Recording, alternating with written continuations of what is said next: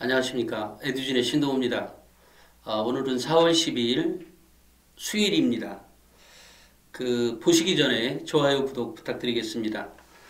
오늘은 어제 찍었던 영상을 어떤 대구에 사는 학모가 이제 특목고 다니는 자녀를 위해서 그 과외를 다른 애들은 다 하는데 정말 어떻게 할지 모르겠다라고 하는 고민과 함께 이렇게 주셔서 어제 이제 영상을 찍어서 올렸는데 그 영상을 보시고 이제 답변을 달아주셨던 내용입니다. 김혜영 님이시라고 제가 앞에 있는 듯이 자세히 설명해 주셔서 너무 감사드립니다. 항상 느끼는 거지만 20세기에 공부한 엄마가 21세기를 살아갈 아이를 키운다는 게 너무 힘이 듭니다. 그래도 선생님 강의 들으면서 제가 너무 힘을 받았습니다. 실패를 두려워하지 않는 엄마가 되도록 하겠습니다. 아이가 특목고 수업 방식을 너무나 즐기고 좋아하고 있어서 제가 더 중심을 잡고 아이의 조력자가 되도록 하겠습니다. 이렇게 주셨는데요. 네, 그렇습니다. 늘 이렇게 어떤 거를 이제 제가 생각할 때 이 아이가 가능한 한 이렇게 느끼셔서 이제 완전히 하면 좋은데 중간에 또 이제 많은 일들이 또 있잖아요.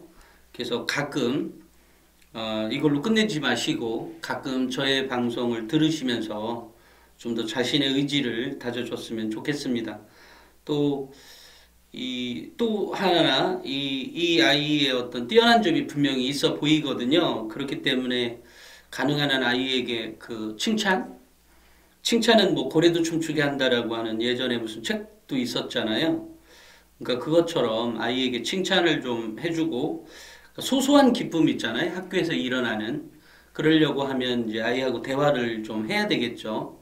그런데 이제 그 대화가 그전에도 그런 방식으로 대화는 하지 않았겠지만 꼭 뭐라고 하죠?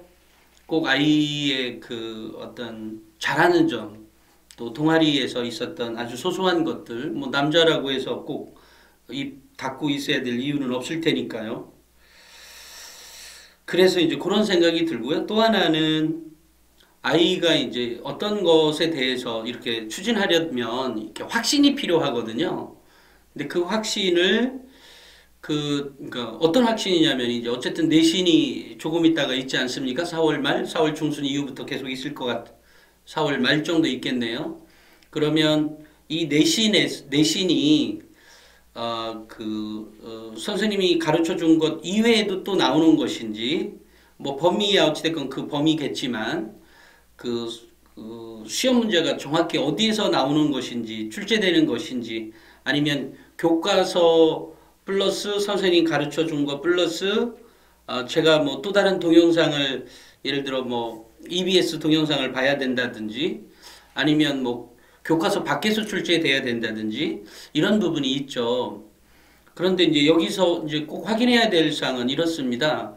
아이들의 성적이 좋은 아이들과 나쁜 아이들 구별은 쉽죠. 일반적인 문제를 내도 공부를 하는 아이와 그렇지 않은 아이의 구분은 되죠.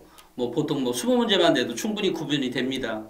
다만 이제 1, 2등급을 나눌 때 보면 이 선생님도 이제 고심 끝에 어떤 문제를 선택하게 되죠. 난이도 있는 문제, 아이가 헷갈릴 수 있는 문제, 헷갈리도록 만들어야 하는 문제, 그런 문제를 고민할 때 선생님은 분명히 이제 어디에서 가져올 거거든요. 어떤 문제를. 그러니까 머릿속에서 가져오든 아니면 어디서 자기가 봤던 또 다른 문제에서 가져오게 됩니다. 이럴 때 헷갈릴 수 있는 문제 한 서너 문제를 어떻게 잡느냐가 결국 1등급과 2등급을 나눠지게 하는 거거든요. 그래서 그런 문제까지도 그러니까 아이가 선생님에게 찾아가서 꼭 질문을 하고 그러니까 질문을 한다는 의도는 두 가지가 있는데 하나는 전체적인 내용을 알아야 되겠다라는 내용도 있겠지만 또 하나는 자기 확신이 필요하거든요. 정말 교과서에 다 나온단 말이야? 정말? 그렇게 하고 이제 교과서에 몰입을 하게 되는 거죠. 근데 거기에는 아니야 그래도 선생님이 다른 거에서 낼 거야 이렇게 계속 헷갈리게 하면 집중도가 떨어지죠. 그러니까 그런 것들처럼 선생님에게 확실하게 그것을 구체적으로 이렇게 아주 자세하게 물어볼 필요가 있다라는 말씀을 꼭 드리겠습니다. 바로 물론 뭐 선생님이 교과서에서 나오고 그 교과서에서 약간 뭐 확산해서 좀 나올 거야라고 한다면 이제 거기에 아까처럼 얘기한 1, 2, 3등급을 구분할 수 있는 뭔가의 문제가 나온다는 것이죠. 그러려니까 좀 더 교과서를 다 알았다고 한다 하더라도 또는 선생님이 얘기한 것 중에 수업 시간에 얘기한 것 중에 뭔가가 있을 수 있거든요. 그래서 수업에 집중해 달라고 했던 얘기였기 때문에 그런 부분까지 체크해 주시면 좋은 결과가 있을 거라고 생각합니다. 그러니까 시험 문제를 막연하게 그냥 선생님이 알아서 내는 거겠지. 알아서 내는 건 맞죠. 당연히. 그렇지만 나의 확신도 필요하거든요. 공부하는 사람의.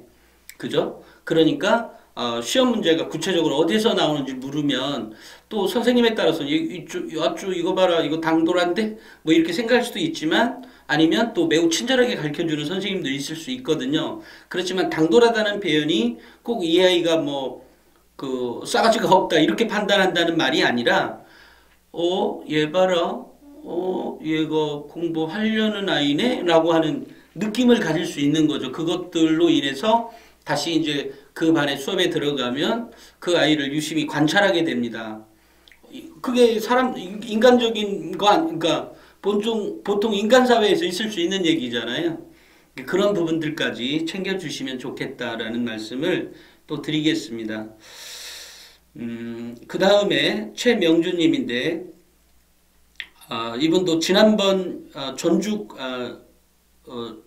지지난번 영상을 찍었던 학부모이시네요. 지난번 댓글을 쓴 전주권 일반고 고1 여학생 엄마입니다. 선생님 말씀에 너무 공감하고 많이 도움됩니다. 고1 딸, 중2 아들, 자녀가 두 분이 있네요. 초등학교 때는 학원 한 번 안 다니고 도서관 다니면서 책을 읽고 수학만 제가 직접 가르치다가 학원 보내달라고 해서 둘 다 중학교 때 학원을 보냈습니다. 저는 학력고사 시대라 제가 공부해야 할 것 같다 컨텐츠의 도움을 받곤 합니다. 제가 큰 아이를 보면서 공부보다 생활습관이 더 중요하고 스스로 할 수 있는 힘, 생각할 수 있는 힘이 공부보다 중요하고 결과보다 과정이 중요하다는 걸 큰 아이 키우면서 깨달았습니다.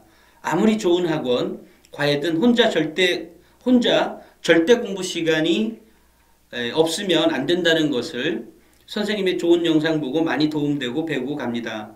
100% 아니더라도 뭔가 알 것 같습니다. 덕분입니다. 감사합니다. 고맙습니다. 이렇게 써주셨는데요. 오히려 영상을 보시고 그렇게 해주셨다니까 제가 오히려 감사를 드립니다. 또 하나는 여기에 이제 주목할 대목이 이런 거 있잖아요. 엄마가 이제 아이의 정말 너무 괜찮은데요. 그 도서관 가서 책을 보게 한다든지 또 이 책 사는 비용도 애가 하루에 한 권 읽으면 되게 부담될 수도 있겠죠. 아니 그렇다고 해서 도서관 다닌다는 말이 아니고요. 실제로 도서관 가서 이게 경험이거든요. 아이에게. 그런 의미로 받아들이고 있고요. 또 그런데 이 아이가 학원을 보내달라고 얘기한 거잖아요. 이제 학원을 보내달라고 하는 의미는 여러 가지가 있을 수 있겠죠. 하나는 친구들이 다 다니니까 나도 좀 다녀야 되겠다라는 것도 있을 수 있겠고요. 아니면 정말 몰라서 내가 이거는 좀 더 많이 알아야 돼 라고 해서 학원을 다니는 수도 있겠죠. 이런 것들이 좋은 것 같은가. 아이가 자기의 필요에 의해서 근데 그 필요에 의한 그 필요라고 하는 게 예를 들어 친구가 필요해서 간다 이게 아니라 자기의 부족감을 느끼고 가는 학원이라면 그죠? 그렇다고 하면 효과가 배가 되겠죠. 아무래도 자기 필요에 의해서 자기가 능동적으로 생각하고 자기 필요에 의해서 학원을 간다고 하는 거니까 아마 이런 아이는 학원에서도 굉장히 좋아합니다. 그렇지 않겠어요? 학원에서도 수업을 할 때 아이들이 집중하지 않고 그런다고 하면 가르치고 싶지 않거든요. 저는 어디에 강의 가서 애들이 집중하지 않으면 가르치고 싶지 않아요. 그리고 실제로도 그렇습니다. 실제로도 어떤 강의에 갔는데 몰입도가 청중들이죠. 청중들의 학부모회나 이런 쪽에서도 이제 뭐 초청을 해서 가기도 하고 또 학교에 무슨 행사 있을 때 이제 학교에서 그 학부모회가 이제 교장에게 뭐 누구를 초청해 달라라든지 아니면 학교에 어떤 선생님이 저를 알아서 대표님 언제 시간이 있으시면 언제 이렇게 오세요라고 해서 제가 언젠가 울산도 또 가게 되더라고요. 울산의 효암고인가요? 거기 가기로 되어 있어요. 그런데 이제 학부모들 그 진로 진학 강의인가요? 뭐 진학과 관련한 강의인데 그래서 제가 이제 그 말씀을 드리면 이렇게 이제 이 청중들이 막 몰입도가 떨어지면 강의하고 싶지 않아요. 그러니까 몰입도가 제일 좋은 게 학부모회예요. 그러니까 학부모들은 내 아이 어떻게 하면 좀 더 좋은 대학을 보낼까에 대한 고민들을 갖고 그 자리에 앉아 계시기 때문에 굉장히 몰입도가 좋아요. 그래서 이제 제가 이제 하는데 어찌됐건 이 어머니 말씀처럼 이 최명주님 말씀처럼 아이처럼 이 자기의 필요에 의해서 학원을 간다는 거가 매우 중요한 거다. 또 하나는 이제 이 아이가 대신 아까처럼 그러니까 이전의 영상처럼 이렇게 학원을 가는 건 좋은데 이 학원에서도 늘상 뇌는 자꾸 그 쉬운 거를 선택하게 하게 만들어요. 우리로 하여금. 그러니까 좀 더 쉽게 갈 수 있는 것들을 계속 알려주거든요, 얘가. 그런데 이럴 때 이제 아무래도 선생님이 가르쳐 주는 게 당연히 쉽지 않겠어요. 혼자 공부하는 것보다는. 그러면 뇌가 이제 작동을 그렇게 하게 만든다는 거죠. 근데 그렇게 하려면 아이가 학교 공부에 예습 복습에 더욱더 철저하게 한다든지 아니면 만약에 이 애가 이 학원 수업에서 뭐 배우는 것들에 대한 예습 복습에 대한 것도 더 철저히 해서 이 뇌가 이상한 방향으로 흐르지 않도록 하게 하는 게 매우 필요하다라는 생각을 갖습니다. 그러니까 가능한 한 이 아이에게 제가 말씀드렸던 것처럼 아이가 필요에 의해서 학원 꼭 이 학부모님 이 아이 말고도 다른 학부모님도 아이가 필요에 의해서 학원 가는 건 알겠어요. 그런데 이 뇌는 어쨌든 매번 쉬운 거를 선택하게 하거든요. 방법을 자꾸 얘가 선택하게 해요. 그러니까 내 편한 대로 하려니까 그 의지력이 약한 아이들이 그냥 곧바로 그냥 게임을 하게 되는 거죠. 왜냐면 그거는 재밌거든요. 이 뇌도 그렇게 얘기해요. 너 재밌는 거 해 이렇게. 그러니까 이제 얘가 재밌는 거를 선택하게 되는 거거든요. 이제 그럼에도 불구하고 의지력이 있는 아이는 너 게임 그렇게 하면 너 재미없다. 너 빨리 책상에 가서 앉아. 이렇게 하고 명령을 내리게 되죠. 이 뇌가. 맞아. 이거 게임 너무 하면 안 돼. 이래서 이제 책상에 앉는 경우가 있는 거죠.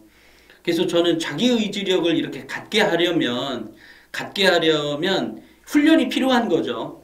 꼭 그것이 이제 어떤 훈련이 필요한 거냐에 대해서는 제가 또 다른 영상에서 얘기를 하겠습니다만 어찌됐건 이 훈련은 매우 사소한 것에서부터 바뀌어져야 되는 거거든요. 그러니까 게임을 할 때 그냥 딱 무의식적으로 딱 덮어버리고 책상에 앉아버리는 훈련이라든지 뭐 그런 것들이 있죠. 또는 이제 아이들 요즘 세월호 사건 이후로 물론 그 전에도 사실 많은 훈련이 있었습니다만 얼마 전에 강원도 산불이 일어날 때 아이들을 산불이 일어나서 이렇게 타고 내릴 때 요걸 굉장히 신속하게 했던 어떤 학교가 있더라고요. 근데 알고 봤더니 아이들이 이제 출발할 때 이미 그 학교에서 훈련을 했다 그래요. 어떤 문제에 부닥쳤을 때 빨리 내리고 빨리 타기에 대한 그런 훈련이 돼서 마침 그런 위험한 상황에서 벗어났다 뭐 이런 얘기를 들은 적이 있습니다. 이것처럼 아이에게 그냥 그 게임을 워낙 좋아하는 애들이 있다면 컴퓨터를 딱 끝내고 이 컴퓨터를 게임을 하다가 보면 그 중간에 끝내는 게 굉장히 싫은 건가 봐요. 저 게임을 안 해봐서 모르겠습니다. 그러니까 굉장히 싫은 상태인데 그것을 극복할 수 있는 방법은 끄고 책상에 앉아 버릇하는 뭐 그것이 어떤 점수에 어떤 포인트에 영향이 있는지는 모르겠지만 그런 훈련을 재미삼아 하는 것도 좀 좋지 않을까. 이건 그냥 예상입니다. 게임을 모르는 사람이니까 그럴 수도 있고요. 저는 뭐 바둑을 예전에 몇 년 전에 뒀습니다만 바둑을 두면 재밌긴 해요. 시간도 금방 가고요. 그런데 하다 보면 그 시간도 잊어버리거든요. 또 하나는 근데 이제 제가 종합적으로 보면 지금은 게임하지 않습니다. 게임 그만둔 지 한 4년 된 것 같아요. 그런데 이제 그 게임을 그만두게 된 건 일단 저는 쉽게 그러니까 재밌어서 두었는데 그 재미가 이 뇌를 굉장히 피곤하게 하더라고요. 제가 물어보면 그렇게 바둑을 한 다음에 저는 정말로 그 쉬워서 둔 거예요, 분명히. 그리고 편해서 뇌가 완전히 식혀지는 느낌이 있거든요. 그래서 저는 그냥 어떤 면에서 보면 무의식적으로 바둑알을 놓는데, 인터넷 바둑이요. 바둑알을 놓는데, 여기에, 저의 뇌는 굉장히 치열하게 여기서 싸우고 있었나 봐요. 저는 모르겠어요. 근데 이 뇌는 그렇게 움직였나 봐요. 그래서, 바둑을 둔 날에 잠을 잘 때는 코를 고는 게 한 평상시에 2배 정도로 심하게 고는 것 같아요. 그러니까 저는 몰랐지만 저는 그냥 재미삼아 뒀지만 이 뇌에서는 굉장히 치열하게 막 돌아가고 있었나 봐요. 그러니까 저는 몰랐죠. 당연히 저는 밖에 있는 거니까 안에 있는 게 그렇다는 거예요. 그래서 제가 이거라고 하면 나의 일에도 방해가 되고 나의 집중력을 떨어뜨리게 되고 이런 거라면 정말 문제가 있다 해서 바둑을 아예 두지 않습니다. 근데 얼마 전 한 2~3달 전부터 이렇게 바둑을 이렇게 해설해 주는 것들 한 2개를 보고 있는데 그거 보다 보면 어쨌든 또 재밌는 거예요. 그래서 제가 안 되겠다 해서 왜 이 구독을 눌러놨다가 다시 끊어놨어요. 이거 안 되겠다. 이거 문제가 있다라고 생각을 했죠. 왜냐하면 도움이 안 되는 건 아니지만 휴식을 취할 때 분명히 도움이 되는 것도 있겠죠. 있지만 저의 다른 일을 방해를 하고 있기 때문에 그냥 끊어버렸습니다. 근데 우리는 이렇게 자기 의지력이 떨어져서 이렇게 헤매는 경우가 너무 많거든요. 그래서 혹시나 저는 물론 이 학부모님의 예를 들어서 자녀의 예를 갖고 얘기하지만 이런 경우가 실생활에 정말로 많을 겁니다. 우리 아이들도 그렇고요. 뭐 어쨌든 그런 거를 감안하셔서 하셨으면 좋겠다라는 말씀을 드립니다. 그러니까 자기 의지력을 갖게 하는 힘, 그게 이 모든 아이들이 다 똑같은 기준점은 아닙니다. 예를 들면 어떤 아이는 직업이 될 수 있죠. 난 의사가 될 거야. 그러면 공부를 열심히 해야 되죠. 난 육사에 가서 장군이 될 거야. 이것도 역시 공부를 해야 되는 거잖아요. 그런 의지가 있든 아니면 나는 정말 어떤 특정한 어떤 환자의 어떤 병을 치료해주기 위한 거에 나의 사명을 바칠 거야. 나는 약자를 위해서 뭔가 이런 일을 할 거야. 나는 뭐 정말 힘을 있는 정치인이 돼서 난 뭔가를 할 거야. 나는 뭐 판사가 돼서 뭐를 어쩌게 할 거야. 또는 왜 이런 인간적인 본류에 대한 고민도 있을 수 있겠잖아요. 그 아이들마다. 그런 고민의 밑바닥까지 가서 어떤 사명감을 갖게 되게 하는 경우. 이런 경우라면 책을 봐야 되는 거고 그 의지가 결국 나머지 것들을 해내거든요. 그런 의미에서 제가 이제 말씀을 드리는 거고요. 또 하나는 이제 아이들에게 습관이 이렇게 중요하다는 얘기를 하나를 제가 더 붙여서 말씀을 드리면 스포츠 선수들에게 많이 찾아 보이는데 예를 들면 어떤 인간은 누구나 이 뇌로만 움직이면 실수하는 경우도 많을 것 같아요. 그러니까 저는 예전에 캐나다 밴쿠버에서 열렸던 동계올림픽 때 김연아 선수의 금메달을 너무나 이제 우리 국민들이 원했지 않았습니까? 그랬는데 뭐 실수할까봐 제가 가슴 다 졸이는 거예요. 막 그때 무슨 은행에 잠깐 들러가지고 그거를 봤는데 막 가슴이 졸려서 떨리고요. 근데 김연아가 해낼 때 저는 이런 생각을 했어요. 나의 뇌도 계속 생각할 거 아니에요. 나는 실수할지도 몰라. 뭐 이런 생각하고 뭐 이런 게 있을 거예요. 분명히. 근데 그런 치열한 뇌 전쟁에서 결국 운동신경이 이겨먹은 거라고 생각을 하거든요. 그 뇌를. 그러니까 본능이 이겨먹은 거죠. 뇌를. 그러니까 이 본능이 될 만큼 훈련을 많이 한 거죠. 그죠? 그러니까 다른 잡생각, 나는 이거 하다가 혹시나 실수할지도 몰라, 뭐 트리플 더블인가 뭐 할 때 뭐를 할지도 몰라, 이런 것은 보는 사람으로 하여금 엄청난 긴장감과 압박감을 주지만 그 개인도 분명히 가졌을 거예요. 다만 김연아 선수는 분명히 이런 생각을 가졌을 거예요. 내가 평소에 했던 것처럼만 하자. 그러면 뭐 평온이 오지 않아요? 내가 그냥 평소에 했던 것처럼, 평소에 훈련했었던 것처럼만 하면 돼. 라고 하는 게, 그러려고 하면 나머지 것들은 싹을 잊어버리게 되죠. 왜냐면 난 평소에 훈련한 것처럼 몸을 움직이기만 하면 돼. 본능이 움직이는 거죠. 그러니까 이렇기 때문에 그때 아마 실수도 없었던 걸로 기억하고 있는데, 제 기억이에요. 그런 것들이 필요한 것 같습니다. 그러니까 훈련이 워낙 많이 반복이 되고 이래서 결국은 뇌를 이겨먹은 그 사건이다라고 저는 개인적으로 그렇게 생각을 합니다. 그렇기 때문에 우리 아이들에게도 어떤 반복적인 훈련들이 필요한 거죠. 학교 갔다 와서 뭐를 어떻게 한다, 또 뭐를 어떻게 한다, 이런 것들이 이렇게 훈련들이 필요한 거죠. 그래서 그런 면에서 우리 어머니들이 또는 아빠들이 신경을 써주셨으면 좋겠다라는 생각을 합니다. 다만 이렇게 하려면 내가 갖고 있는 정보의 양과 자녀가 갖고 있는 정보의 양이 다릅니다. 당연히 다를 수밖에 없죠. 저하고 같이 사는 옆 사람도 당연히 그런 거고, 뭐 저하고 공유를 하고 있다, 다 틀린 거 아니겠어요?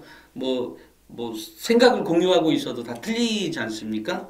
그럴 때 서로의 공감대를 형성하는 것들이 먼저 필요하거든요. 자녀와 나와의 공감대, 그리고 이것을 바라보는 공감대, 학생부 종합전형을 준비하는 공감대, 내신 성적을 올리는 공감대, 수업 활동에 대한 뭔가에 대한 공감대, 이런 것들이 필요하거든요. 그래야 아이도 능동적으로 준비하는 자세가 생기게 되거든요. 수동적이 아니라.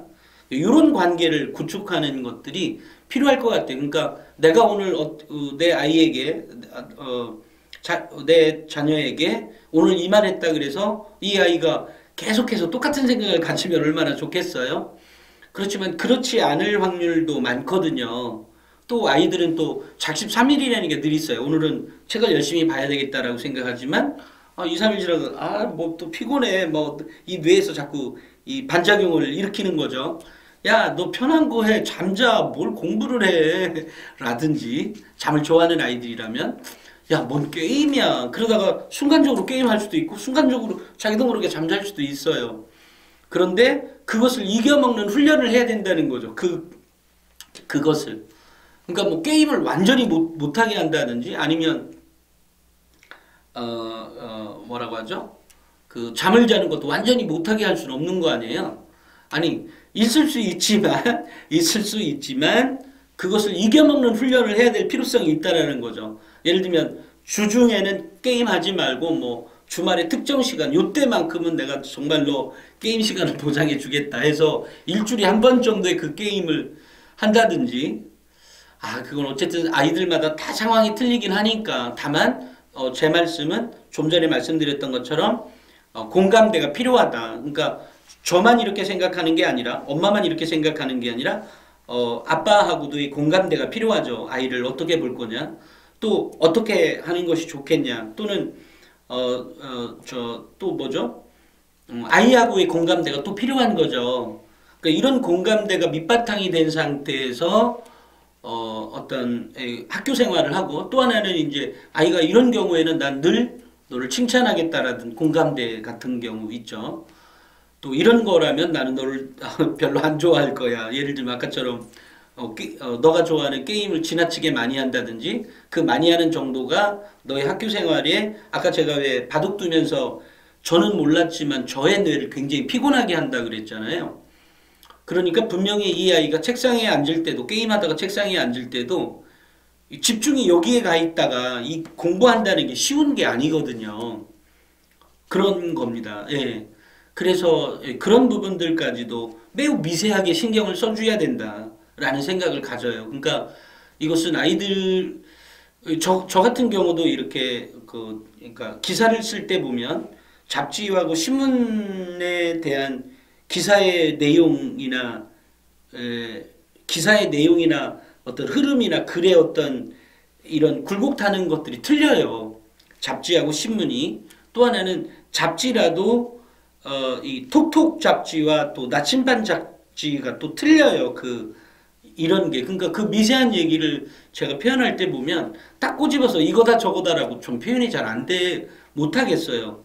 다만 최근에 저는 이제 최근에는 아니지만 벌써 1년 됐네요. 톡톡에 들어가는 내용은 저는 뭐 아예 만지지를 못하겠어요. 왜냐면 더 쉽게 쓰고 더 이래야 되는데 그거 하다가 막 스트레스가 어마어마하게 받는 거예요. 머릿속에서. 왜냐면 그렇게 그런 아이들이 좋아할 만한 걸로 막 구성해 가는 것들은 젊은 친구들이 저보다 훨씬 더 나은 거죠. 그래서 그 친구들 거를 보고 그것을 평가할 수는 있지만 저가 직접 쓰는 거는 저는 이렇게 원고 이렇게 담당자한테 이렇게 갖다 주면요. 저 매번 잘려요. 네, 톡톡은. 나침반은 그나마 먹히고요. 그 다음에 이제 좀 커다란 문제들과 관련한 것들은 좀 먹히죠. 그러니까 이런 것들, 그런데 제가 늘상, 이게, 뭐라고 하죠? 그, 어떤 거, 그러니까 지금 나침반에 집중했다가 신문에 집중할 때, 또는 신문의 내용에서도, 또는 잡지의 내용에서도 그게 시사에 집중할 때냐, 어떤 학과에 대한 예를 들어 이제 다음 달에 나침반에 신소재공학과는 제가 쓴 건데 좀 시사도 이제 제가 쓰는데 이 쓰기로 한 거죠. 매번 이제 정하거든요. 회의 때. 그러면 이것에 대해서 어떻게 쓸까에 대한 고민이요. 그러니까 이렇게 영상을 찍다가 또 다른 거를 또 하잖아요. 텀이 필요해. 텀이. 그러니까 집중할 수 있는 텀들이 필요한 거예요. 그러니까 제가 다시 말해서 너 게임하다가 곧바로 앉아서 책상에 앉아서 한다? 걔 머릿속이 하얄지도 모릅니다. 왜냐면 집중하려면 이게 뭐라고 하죠? 그거 좀 이게 여유로운 시간이 필요해요. 시간적 여유가. 막 띵뛰다가 와서 곧바로 앉아서 공부한다? 역시 그거 역시도 그러니까 예를 들어 체육하다가 수학하면 영향이 좋다고 하지만 막 띵뛰어서 심장 뛰고 있는데 여기서 공부한다? 이거는 아니죠. 다만 운동을 하고 난 다음에 수학을 하게 한다라고 하면 머리 회전이 더 빠르다 이런 말들은 있지 않습니까? 그러니까 그럼에도 그 텀이라는 게 꼭 필요하다는 거죠. 그러니까 우리 어머님들이 혹시나 아이들에게 뭔가를 할 때 저는 저만 그런 줄 알았는데 우리 직원들도 지금은 이제 그게 훈련이 되니까 조금 그나마 예전만큼의 말들은 없어요. 예를 들면 나침판에 글 쓰다가 톡톡의 글은 뭐뭐 씁니다. 이런 식으로 끝나거든요. 근데 나침판은 뭐뭐다 이런 식으로 끝나고요. 이럴 때 물론 그것만 틀린 게 아니라 이 단어는 좀 더 톡톡은 좀 더 쉽게 써줘야 되거든요. 그런데 이런 부분들을 할 때 직원들이 너는 톡톡만 써, 넌 나침반만 써 이런 거 아니거든요. 톡톡도 쓰고 나침반도 쓰고 그렇거든요. 이러다 보니까 처음에 한 5, 6개월 정도는 계속 뇌에서 이상하게 작용을 하는 거예요. 그러니까 아예 뭐라고 하죠? 그러니까 집중이 안 되는 거예요. 그리고 그거에 대해서 막 헤매게 돼요. 그리고 실제로 글을 봐도 헤맸다는 내용들이 보여요. 근데 이게 저만의 현상이 아니라는 거죠. 근데 가만히 생각해 보면 그러니까 모든 인간들의 상태가 그렇다는 그러니까 유추해 볼 수 있는 거죠. 아, 그럴 가능성이 매우 높다. 그래서 아이들을 가르칠 때 꼭 그런 부분들까지 그러니까 아이들을 가르친다기보다는 아이들을 상대할 때 이거에서 이거를 바꿀 때도 약간의 시간이 필요하겠다. 그리고 그 시간에 걔가 철저히 보면 어떻게 보면 중간에 와서 뭐 드라마를 볼지도 모르고 아니면 뭐 책을 뒤적거리기도 할지도 모르고 아니면 뭐 잡지를 이렇게 보다가도 그럴지도 모르고 그러고 어쨌든 그러고 나서 집중이 어느 정도 얘 뇌 속에 있을 때 이제 그때 집중을 해서 뭐라고 하죠? 공부를 하게 된다는 거죠. 이 시간이 필요로 하다는 거죠. 인간의 뇌는. 근데 여기서 게임하다 곧바로 앉아 뒤로 돌아서 공부한다? 이런 일은 아닌 거죠. 그렇다면 그걸 훈련으로서만 가능할지 모릅니다. 훈련은 가능하겠죠. 김연아도 가능했는데 우리는 뭐 불가능할까요?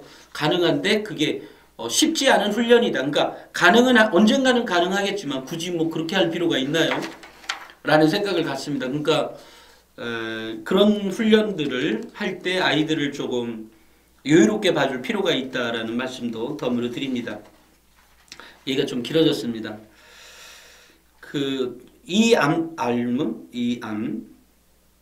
이런 분이 이제 댓글을 달아주셨는데요. 안녕하세요, 선생님, 점점점. 중3 아이가 있는 학부모입니다. 고등학생 되기 전에 선생님을 알게 되어 정말 행운입니다. 학종의 취지를 잘 모르고 있었는데 선생님을 통해 제대로 인지하게 되었습니다.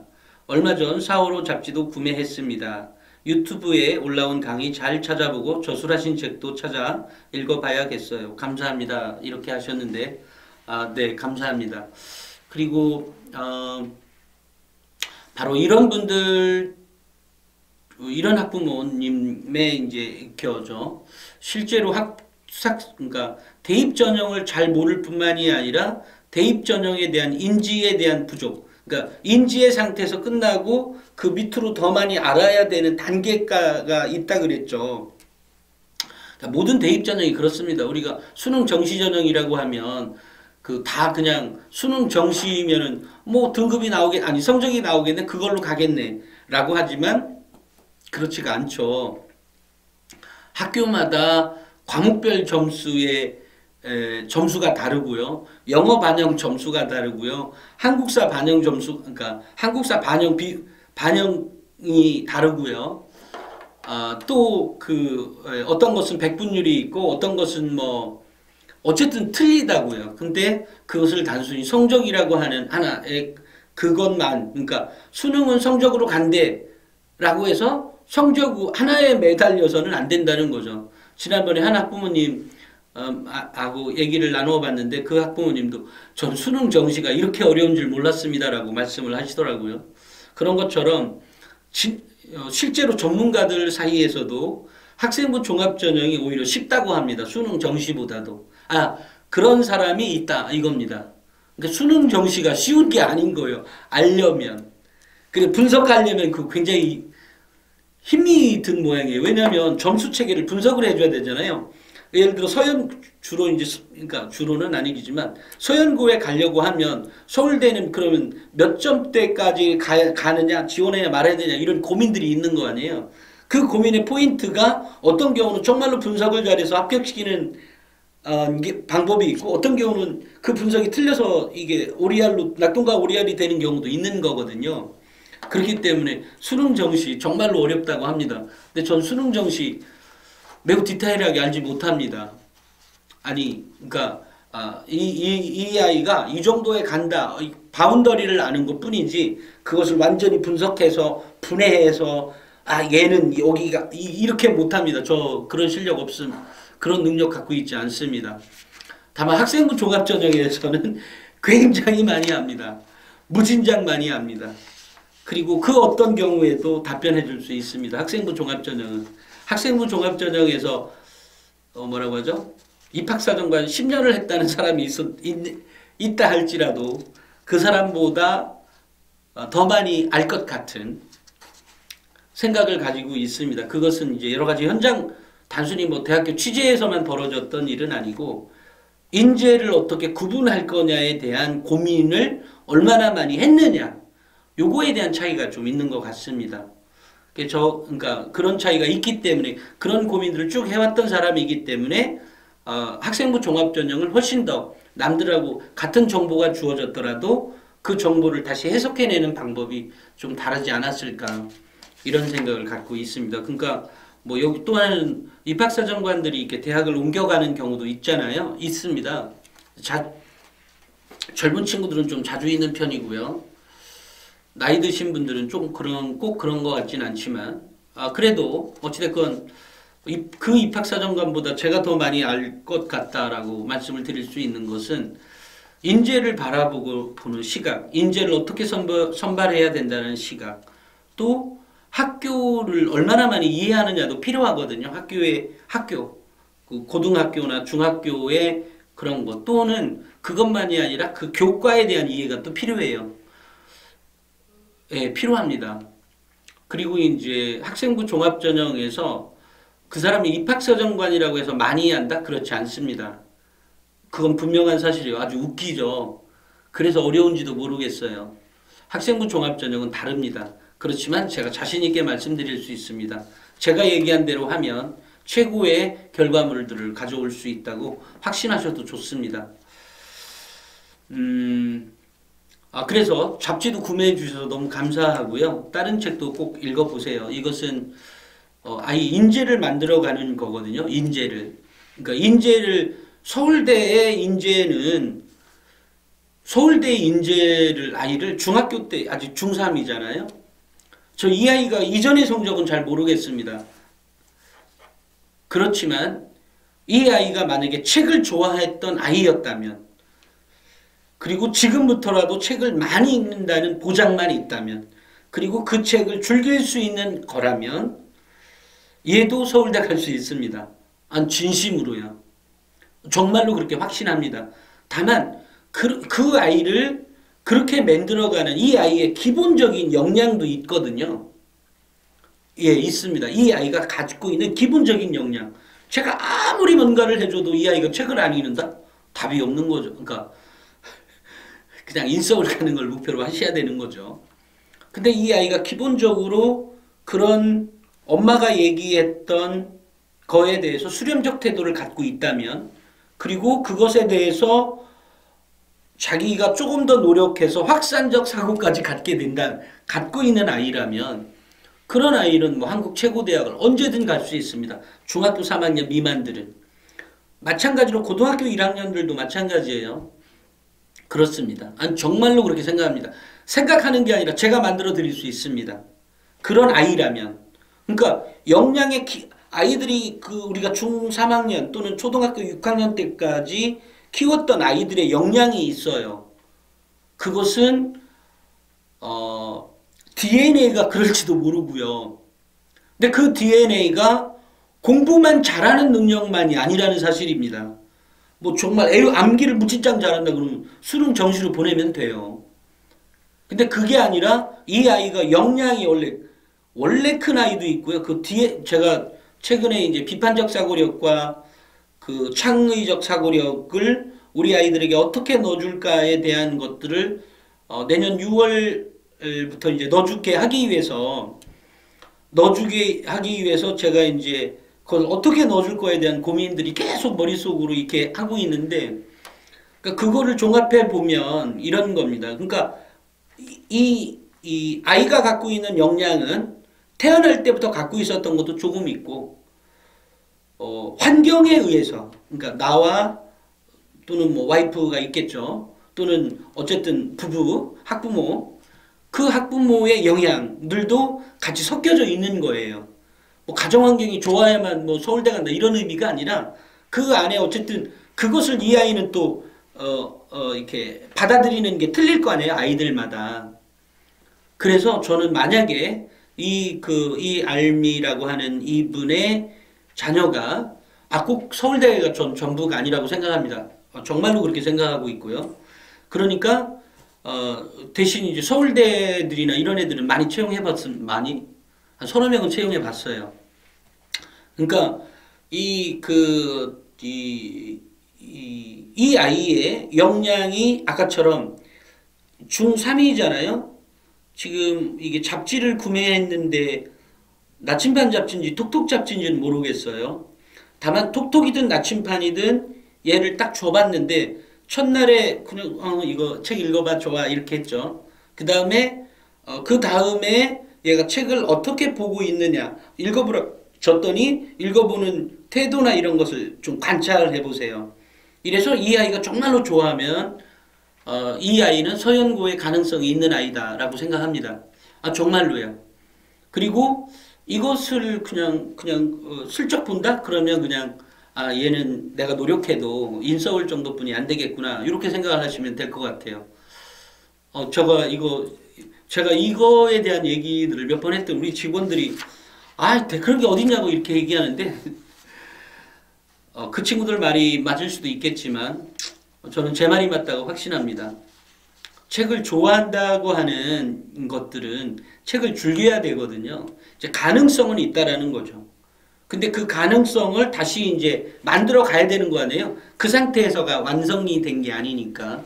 근데 완성되는 그런 노력만을 제대로만 보이고 그 역량을 우리 엄마들이 관리해서 끄집어만 내줄 수 있다면 그런 아이들은 성적 예화를 떠나서 서연고에 갈 수 있다라는 겁니다.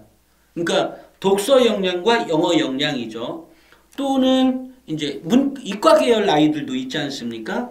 이과 계열 아이들은 그 책을 볼 때도 이과 계열 책을 보는 걸 좋아하는 아이들이 있어요.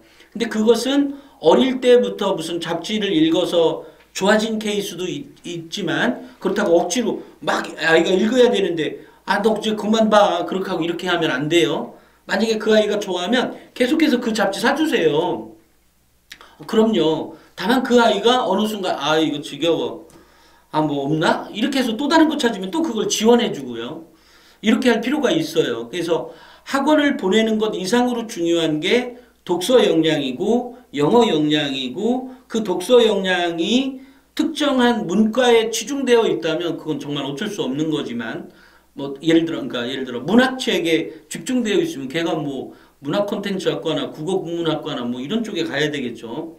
그렇지만 그 아이의 독서 습관 때문에 나왔을 가능성도 있는 거잖아요. 그렇기 때문에 다른 걸 넣어주려고 하면 그 아이가 어떤 흥미를 가질지는 모르잖아요. 그러니까 나침반이나 톡톡 잡지처럼 시사나 미술이나 음악이나 이 다양한 어쨌든 내용들이 있거든요. 그 아이의 흥미를 이제 이렇게 알아가 보도록 하는 거죠. 그러니까 그런 것들이 필요한 거죠. 그러니까 우리 어머니들, 우리 학부모님들께서도 이 아이가 책을 대하는 자세를 이게 유심히 멀리서 떨어져서 관찰할 필요가 있습니다. 이렇게 얘기하니까 교육 되게 어렵죠.